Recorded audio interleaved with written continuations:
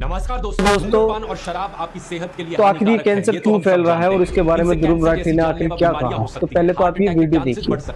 लेकिन आज के इस नए भारत में अगर कोई अपने खाने में वीडियो में लास्ट तक बने रहे तो वो भी आपकी सेहत के लिए हानिकारक हो चुका है। 5 अप्रैल 2024 को हांगकांग के फूड सेफ्टी सेंटर की तरफ से पहली नोटिफिकेशन आई थी। इन्होंने एमडीएच के 3 मसालों का नाम लिया, मद्रास करी पाउडर और सांभर मसाला।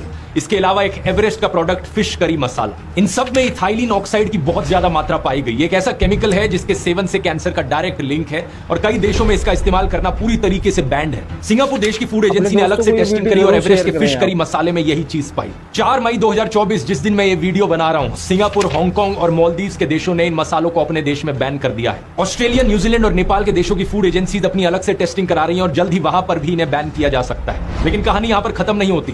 थोड़ा और गहराई से जांच करी तो पता चला पिछले 4 सालों में यूरोपियन यूनियन की फूड सेफ्टी अथॉरिटीज ने 500 से ज्यादा अधिक इंडियन प्रोडक्ट्स को या तो बैन कर दिया है या रिकॉल कर दिया है। 527 ऐसे प्रोडक्ट्स जिनमें इथाइलिन ऑक्साइड पाया गया फिर से। इनमें सिर्फ मसाले ही नहीं बल्कि हर चीज शामिल है, nuts, seeds, herbs, spices, cereals, फल, सब्जियां, फ्लेवर्स, आइसक्रीम, थिकनर्स और भी बहुत कुछ। इतना ही नहीं, पिछले 6 महीने में एमडीएच ने जितने मसाले अमेरिका में भेजे, यूएस कस्टम अथॉरिटीज ने उनमें से 31% मसालों को वापस भेज दिया। कहा कि उनमें सैल्मोनेला पाया गया है। ये एक बैक्टीरिया है जिससे फूड पॉइजनिंग होती है। दस्त लगना, फीवर आना, वॉमिटिंग और सीवियर केसेस में आपके नर्वस सिस्टम को भी चोट पहुंचा सकता है। हालत इतनी गंभीर है और ये सारी खबरें हमें सिर्फ इसलिए पता चल पा रही है क्योंकि दूसरे देशों की अथॉरिटीज अपना काम कर रही है। ये तो अपने देश में ना तो टीवी चैनलों में इसे दिखाया जा रहा है और ना ही सरकार की तरफ से कोई चेतावनी है। चेतावनी देना तो छोड़ो, मोदी सरकार ने पिछले महीने पेस्टिसाइड की लिमिट को 10 गुना बढ़ा दिया। जितना पेस्टिसाइड आपके मसालों में पाया जाना एक्सेप्टेबल है, उसे 10 गुना बढ़ा दिया गया है। 140 करोड़ लोगों की जिंदगियों के साथ यहाँ खेल खेला जा रहा है। यहाँ बात सिर्फ कुछ मसालों की नहीं है, ये खेल इससे कहीं ज्यादा खतरनाक है। आइए समझते हैं इस वीडियो में गहराई से कि ये कौन से केमिकल्स हैं जो पाए जा रहे हैं, क्यों पाए जा रहे हैं,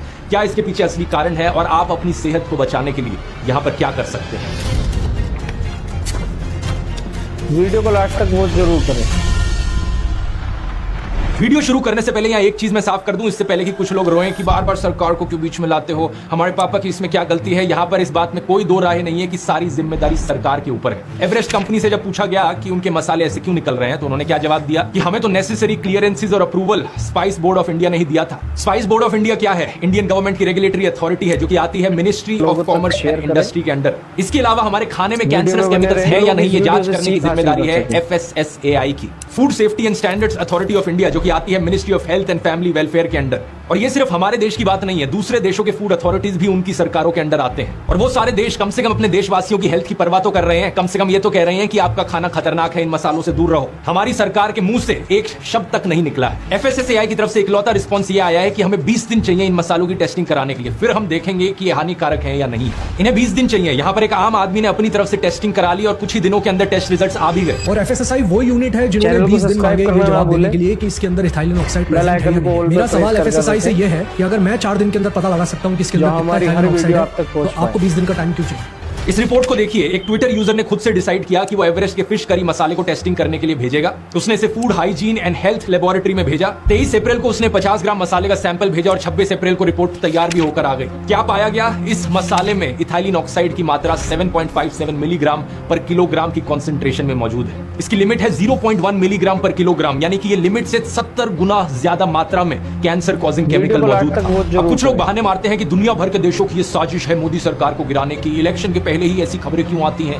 ये खबरें इलेक्शन के पहले नहीं आ रही, ये काफी टाइम पहले से आई जा रही हैं। टीवी चैनल बस आपको दिखा नहीं रहे। अक्टूबर 2022 और सितंबर 2023 के बीच में अमेरिका ने 15% एमडीएच के प्रोडक्ट्स को रिजेक्ट किया था। 2020 से लेकर आज तक, जैसा मैंने बताया, यूरोपियन यूनियन 527 इंडियन प्रोडक्ट्स को रिजेक्ट कर चुका है या बैन कर चुका है। और अगर उन देशों पर यकीन नहीं होता तो इस रिपोर्ट को ही देख लो। ये तो एक इंडियन नहीं करवाई है, एक इंडियन लेबोरेटरी में ही। इस इशू की सीरियसनेस को समझ गए हो तो आइए अब थोड़ा इस केमिकल इथाइलिन ऑक्साइड के बारे में जानते हैं। इसका शॉर्ट फॉर्म है EO या ETO। एक फॉसिल फ्यूल का बाय प्रोडक्ट है जिसके इंडस्ट्रियल यूजेस बहुत सारे हैं, लेकिन जो यूज हमारे केस में रेलेवेंट है वो है स्पाइसेस की फ्यूमिगेशन में। फ्यूमिगेशन शब्द का मतलब होता है डिसइंफेक्ट करना या स्टेरिलाइज करना। जितने हानिकारक कीटाणु और बैक्टीरिया होते हैं खाने में, उन्हें मारना। इथाइलिन ऑक्साइड का एक गैस के फॉर्म में इस्तेमाल किया जाता है। ये गैस किसी भी मटेरियल की पैकेजिंग के थ्रू बड़ी आसानी से फ्लो कर जाती है और काफी आसान और एफिशिएंट तरीके से इसका इस्तेमाल किया जा सकता है डिसइंफेक्ट करने के लिए। ये गैस अपने आप में कलरलेस है तो आपको दिखेगी नहीं, लेकिन फ्लेमेबल जरूर है, यानी कि आग लग सकती है इस पर। इससे ई कोलाई और सैल्मोनेला जैसे हार्मफुल बैक्टीरिया को मारा जा सकता है। साथ ही साथ फंगस के खिलाफ भी इसका इस्तेमाल चैनल किया को जा सब्सक्राइब सकता करना है। ना इंटरेस्टिंग भूलें। चीज ये है कि फसल उगाते समय इसका बेल इस्तेमाल नहीं आइकन किया को ऑल जाता, पे प्रेस बल्कि कर मसालों की रखें। पैकेजिंग करते समय इसका इस्तेमाल किया जाता है। तो अगर जो मसालों में हमारी हर इथाइलिन वीडियो ऑक्साइड की आप बहुत तक ज्यादा पहुंच मात्रा पाए। पाई जाती है तो उस किसान की गलती नहीं है जो फसल को उगा रहा है, बल्कि उस कंपनी की जिम्मेदारी है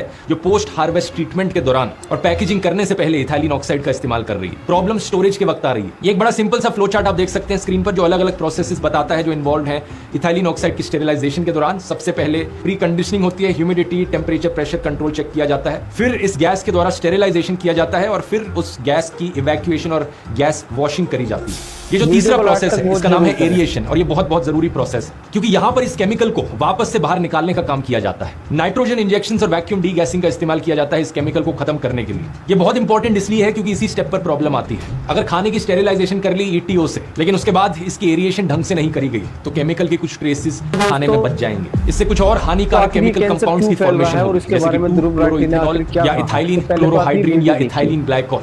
ये वही हानिकारक केमिकल्स हैं वैसे जो कफ सिरप्स में भी पाए गए थे। इसकी बात मैंने फार्मा फाइल्स वाले वीडियो में करी थी। वही कफ सिरप जिनकी वजह से बच्चों की मौत हो गई थी उज्बेकिस्तान में। और यही कारण है कि international agency for research on cancer ethylene oxide को ग्रुप 1 कार्सिनोजन की कैटेगरी में डालती है। इन्होंने 4 अलग अलग ग्रुप्स बना रखे हैं क्लासिफिकेशन के। ग्रुप 1 में वो चीजें हैं जिनसे फॉर श्योर इंसानों को कैंसर होता है। ग्रुप 2A में वो चीजें हैं जिनसे प्रोबेबली कैंसर होता है इंसानों को। ग्रुप 2B में वो चीजें हैं जिनसे पॉसिबली हो सकता है कैंसर इंसानों को। और ग्रुप 3 वाली चीजें नॉन क्लासिफाइबल। तो ग्रुप 1 वाली चीजें सबसे ज्यादा खतरनाक है। ये लिस्ट देख सकते हो अलग अलग केमिकल्स की जो ग्रुप 1 में आते हैं। कई सारी चीजें आती हैं इसमें, जैसे कि कोयला, टोबैको, एल्यूमिनियम की प्रोडक्शन, डीजल इंजन का एग्जॉस्ट, और इनमें से एक एंट्री यहाँ पर इथाइलिन ऑक्साइड की भी है। इसके बारे में तो ये तक कहा गया है कि इवन लो लेवल्स पर इथाइलिन ऑक्साइड से लिम्फोइड कैंसर और ब्रेस्ट कैंसर का रिस्क बढ़ जाता है। अगर आप इस गैस को इनहेल करते हो, इससे सेल्यूलर मटेरियल में आपके परमानेंट म्यूटेशंस हो सकती हैं, जो कि आपकी आने वाली पीढ़ियों में भी पास ऑन करी जा सकती है। यही कारण है कि यूरोपियन यूनियन की जीरो टॉलरेंस पॉलिसी है इथाइलिन ऑक्साइड को लेकर। ना सिर्फ इन्होंने अपने सारे यूरोपियन देशों में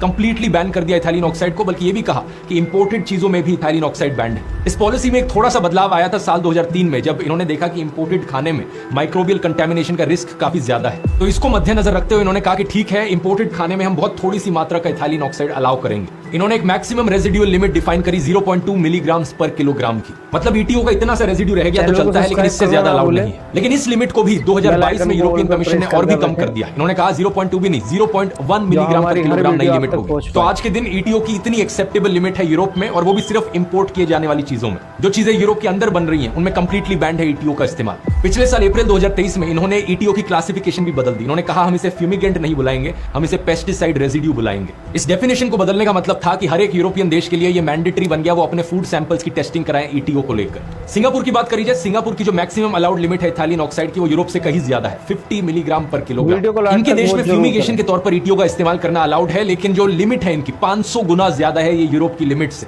और फिर भी जब इन्होंने एवरेस्ट के फिश करी मसाला की टेस्टिंग करी तो अपनी लिमिट से ज्यादा इन्होंने एक केमिकल पाया।